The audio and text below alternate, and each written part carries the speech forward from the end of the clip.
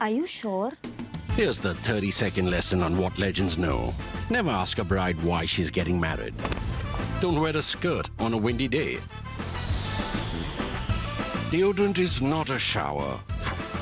Don't sniff chili flakes. And don't forget, saving is not investing. Legends don't just save, they invest in mutual funds. Mutual fund investments are subject to market risks. Read all scheme-related documents carefully.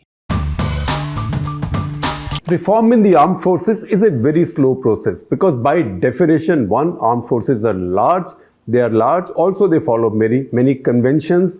They also tend to be territorial, as you would expect. So when things are set, structures are set, it's difficult. There is resistance to change, but that is the least of the problems. The biggest problem with reform with Indian armed forces is that any reform in Indian armed forces has to be carried out in a situation where the armed forces are in a 24/7/365 into 5 years, if you take the term of the government, the entire period in an operational role, operational mindset. So at any point of time, it's not as if somebody can tell India, all right, India, you have 10 years to plan and reform your armed forces. All reform has to go on in real time.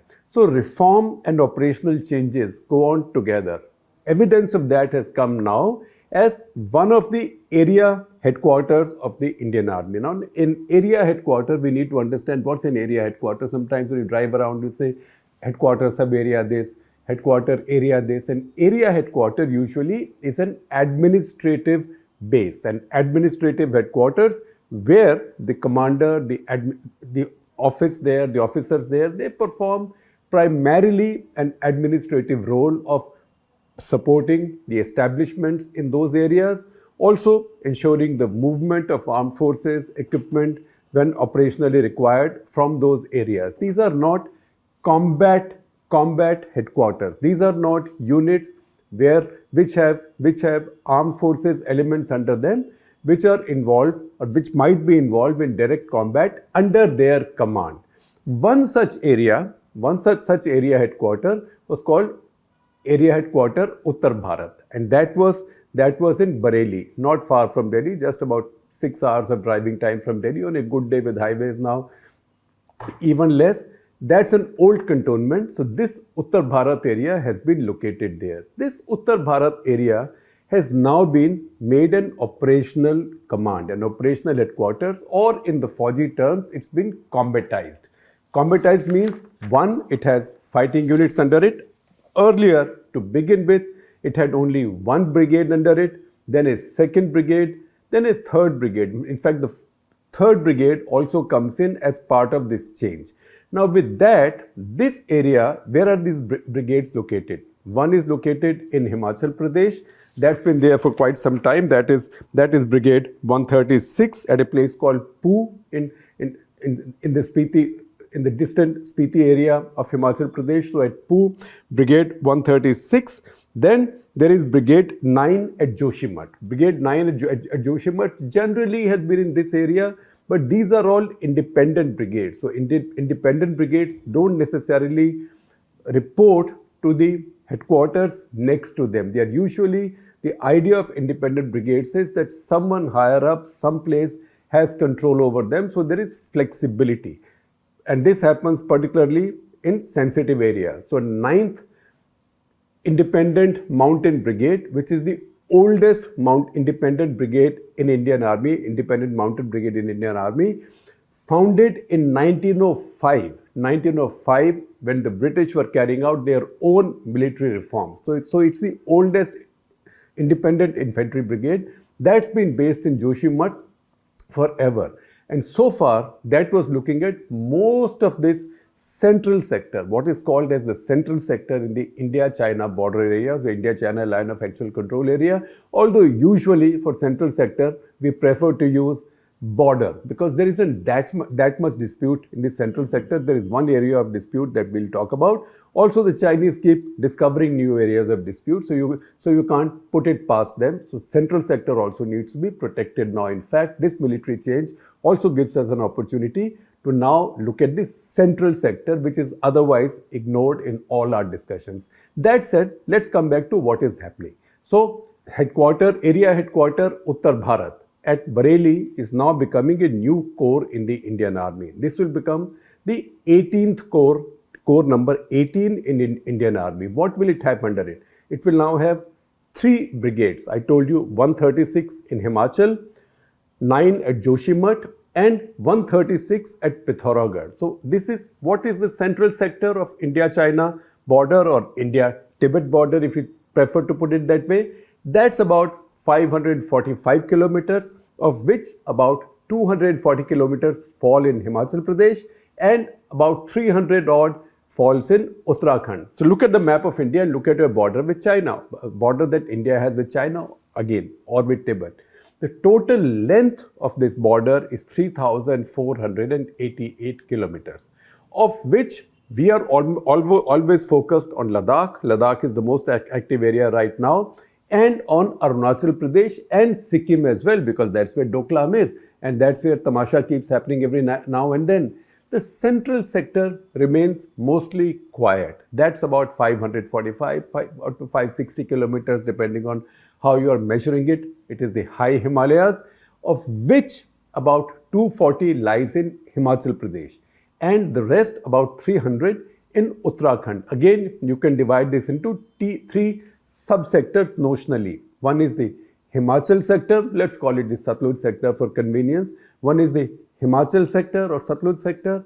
Next is the Garhwal sector or the sector along the Garhwal Himalayas in Uttarakhand. And third, let's call it the Kumaon sector. So each sector now has a brigade. All of these 3 brigades, these are independent brigades.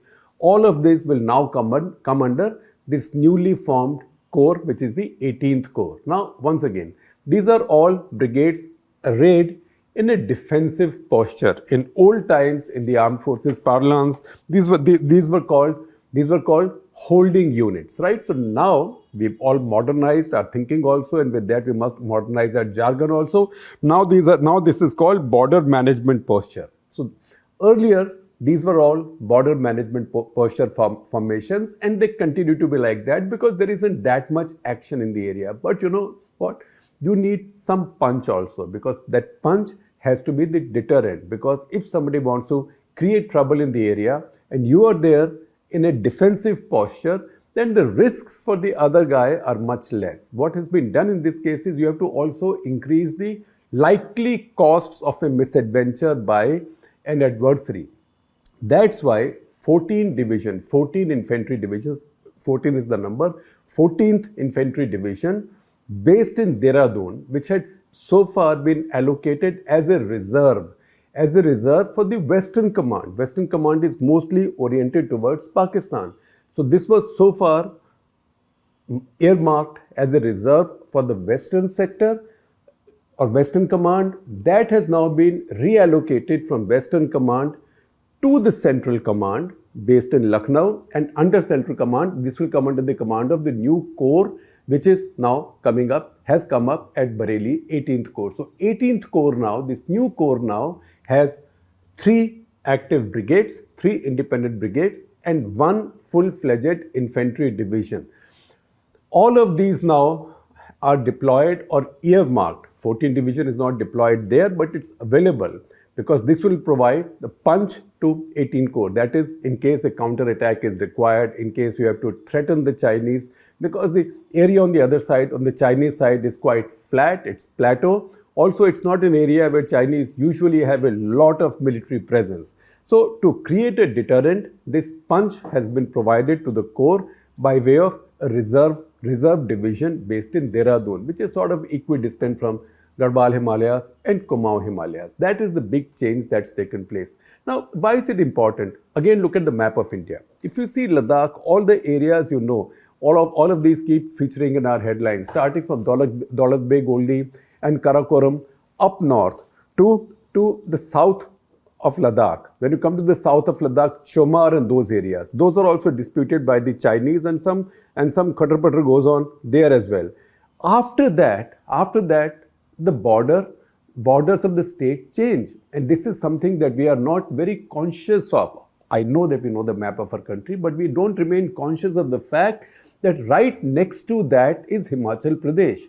So what happens? There is a pass right there in Himachal Pradesh called Shipkela. So the commander in Ladakh is always worrying. The commander in Ladakh is worrying. Commander in Ladakh says that, look, I'm the Northern Command. This is with some other command, right? So I don't know, because if this is with Western Command, which has been the case so far, then the Western Command, its headquarters, its chief, its senior people, its planners, its staff, all of them are oriented towards Pakistan. They are not oriented towards China. So I don't want a situation where I am fighting the Chinese, I am keeping them at bay, say in Chumar, in the southeastern Ladakh, whereas the Chinese can come in through this area into my rear. So I want this also to be either under my charge. It's a valid demand. I believe General Huda, Lieutenant General Huda, when he was Northern Army Commander, he used to raise this point quite forcefully. So it should be either in my command, or it should be under the command of somebody who's oriented towards China. So what has now happened is, with this change, these units also, this area also, I told you 136th Brigade, which watches the Himachal Pradesh 240-kilometer Himachal Pradesh border with China/Tibet, that has also been put under the command of this corps in Bareilly, whose sole job is to look at the central sector, the border in the central sector with Tibet/China. Now, this is a very sensitive area. There are not many disputes in this area, but as I said to you earlier, Chinese can always conjure up a dispute. And if they conjure up a dispute, are you then going to start collecting your forces, doing your bandobast, doing your preparations or your rear stalking in case push comes to the shove? The Chinese have now made it very difficult for India, in fact made it impossible for India to remain complacent. In fact, it will be very unwise to remain complacent. Now with this new corps coming up, in fact, Indian Army has 7 corps directed at China, 7 of its corps. So which are these corps? So first of all, 14th Corps at Ladakh, all of us know about. It's the commander of the 14th Corps who keeps having talks with his Chinese counterpart, PLA counterpart on the other side, because that's the active area. Then you see, if you see the map of India, so 14th Corps looks at Ladakh. That is the India-China frontier in Ladakh. After that, the big corps headquarters looking at India-China frontier is more than 1,000 kilometers away. That's in Siliguri, and that is the 33 Corps at Sukhna. What happens in between? In between, you have the central sector, which is about 540-550 kilometers of the border that we share with China, that Uttarakhand and Himachal share with China. That's just been looked after by a couple of independent brigades so far. No corps watching it there. Then you have all of Nepalese territory, because you will ask me where did the remaining kilometers came from, because I said it's more than 1,000 kilometers. In fact, it's a lot more than 1,000 kilometers. Then you have 33 Corps. So you go from the western sector, northwestern sector from Ladakh, all the way across the breadth of India, or all the way across the shoulders of India to the other side, and that's when comes another corps. Now in between, a new corps headquarters has been created. So that will be another Lieutenant General. In fact, Bareilly area is already commanded by a Lieutenant General. This will be a corps commander, Lieutenant General, who will now be watching this territory. That is the big change. So first of all, 14 Corps in Ladakh, I told you, then you go 33 Corps in Siliguri. See on the map how far these are. In the middle now, there will be the 18th, so that is 3 corps. Then there is the 4th Corps at Tezpur. Tezpur watches the more familiar places, Bomdila, Sela, Tawang, and a lot of the Arunachal-Tibet border.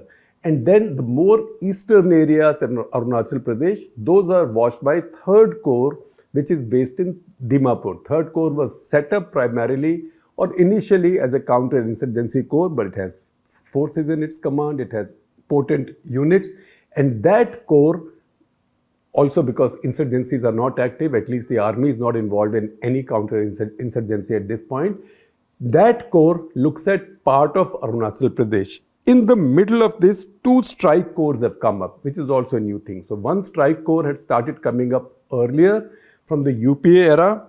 That is the strike corps at Panagarh in West Bengal. 17th Corps, which is the strike corps at Panagarh in West Bengal. That will then be used in place of choosing by the Eastern Command along the entire eastern frontier with China. So there is a strike corps there, 17 corps that's been forming up, and a well-established strike corps, the first corps, a very potent strike corps based at Mathura, has now been reoriented towards China. Those are the tanks and armored personnel carriers, or maybe to put it more accurately, and infantry fighting vehicles that you've seen in Chushul and the Kailash range and those areas, standing eyeball to eyeball with the Chinese. So now, two strike corps, 17 and 1st, arrayed against the Chinese, and 5 other corps, of which one is new. That is the 18th Corps. Now, what is it that this 18th Corps is trying to watch, and why is it so important?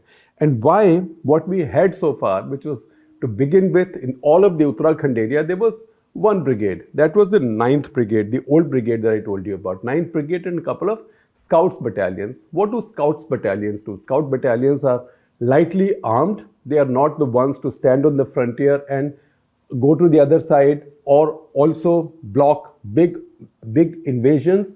They are supposed to slow down the enemy. They are supposed to divide themselves up in smaller units, carry out reconnaissance, slow down the enemy at various places. They are not heavily armed. So their job is to delay the movement of the enemy or delay the movement of the invading force. India's main defenses, the most important defenses, were earlier in depth.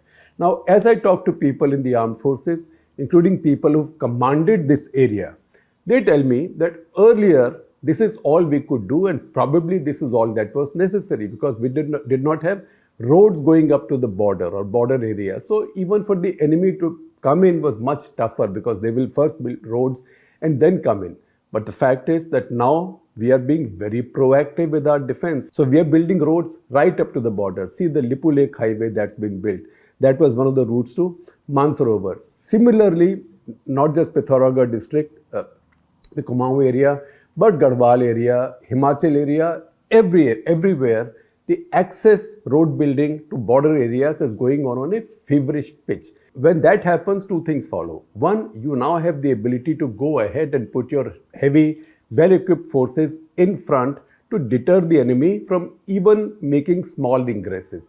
And second, once you put all your assets there and you created the access, you no longer have the luxury to say that, look, let the enemy come in, I will slow him down, I will inflict some attrition on him. By the time he gets to my heavily defended rear areas, by that time he would have suffered a lot, because now you've created the infrastructure. So if you are careless, the enemy would come in much faster. That's why you need more forces, more presence, commanders specially focused on this area, and also a deterrent offensive punch, at least the availability of a deterrent offensive punch, which is what the reallocation of 14th Division at Dehradun to this new corps means. This new corps is not just 3 holding brigades, 3 defensive brigades. It's a lot more. Once again, look at the map of the area. This area is very high, very Himalayan, very high. In fact, most of our borders with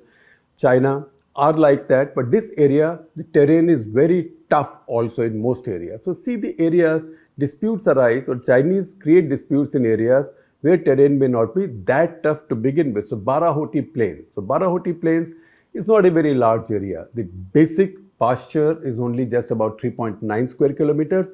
If you see the area around it, it's about 42 square kilometers. That's the area that the Chinese have been claiming since 1952. Since 1952, they made the first claims. The people started coming in, our people started going in. Then arguments went on. In the 50s, both sides exchanged letters. Those days, Chau En-lai and Nehru used to write letters to each other. In 1959, 7th November 1959, which is actually a turning point, a very important point in the history of India-China relations, Chau En-lai proposed to Nehru that both sides, until both sides were able to define their border and demarcate it completely and carefully in a manner that both agreed, both sides should pull back 20 kilometers on their sides. So 20 kilometers would get demilitarized, so none would assert their claims, and also armed forces from the two sides will not clash in that area. It worked in some areas, it did not work in some areas. Then some impressions were created in some areas. But in central sector, because there was no trouble, this is how it remained.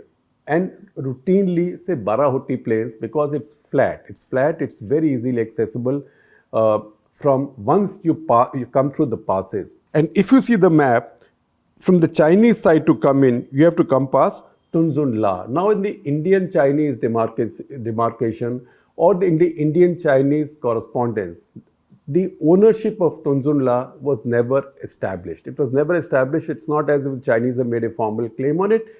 The fact is that both sides use it now. So the Chinese to come to Barahoti plains also have to use Tunzun La. So tomorrow, if they say Barahoti plains are ours, then all the ridges around this and many of the passes around the region also become vulnerable. Again, if you see access to the Chinese to the Indian northern heartland, Barahoti is the closest place, say from Delhi. I'm not saying the Chinese could come into Barahoti and storm there and drive up to Delhi. A lot of things can happen between Barahoti and the next 5 kilometers, not forget coming as far as Delhi. But geographically, that is the closest point they get, say, to the Indian heartland, nerve center, whatever you call it.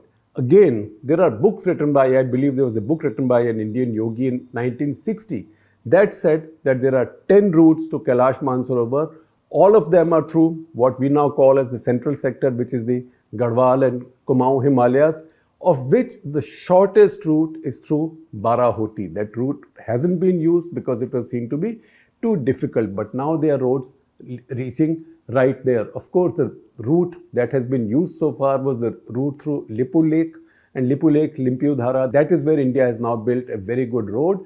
But that is the access point, or that is the pilgrimage point which the Chinese have not reopened since the trouble started in Ladakh. That is also the area that Nepal has laid claims to. And remember, this new corps, while its main responsibility will be to watch this 540 odd kilometer stretch from the Chinese, it will also be keeping an eye from the Nepalese, because the Nepalese not only claim that very sensitive area at the eastern end of this frontier, that is the eastern end as it goes to Nepal, as it meets Nepal, but they have also made it a part of their new maps. It's their old claim, but they've now renewed the claim. They've made it part of their new maps.